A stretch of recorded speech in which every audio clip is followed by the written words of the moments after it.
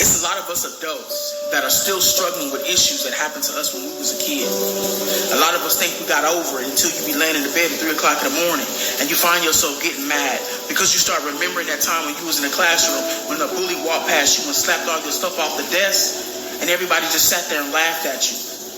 And even a teacher sat there and laughed and she didn't do nothing about it.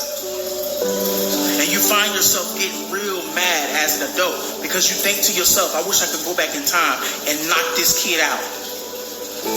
And the reason why you're so angry is because no one was there to protect you. And that moment in your life still bothers you.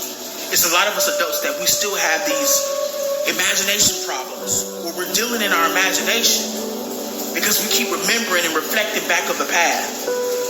I call that the after effect trauma, where it's after the fact and it's over, but you're still dealing with the trauma of it. While you playing in your head and thinking about that moment at 3 o'clock in the morning, I really do think that you need to imagine yourself standing up to that kid that affected your life. Because you're the one up 3 o'clock in the morning thinking about it, and they probably sleep. Don't even remember what they did to you. As us as adults, not all of us can afford therapy.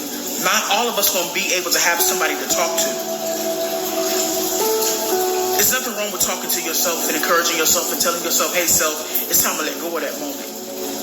That kid was probably dealing with some stuff at home, and I'm sitting up here holding a grudge because no one was there to protect me.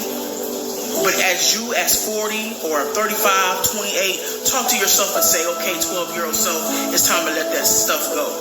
Let me protect you from the people who hurt you.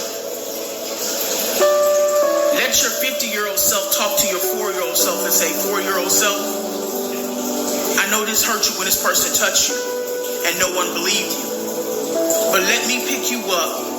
Let me hug you so that we can get through the rest of our lives because I got to let this stuff go. After the fact, trauma.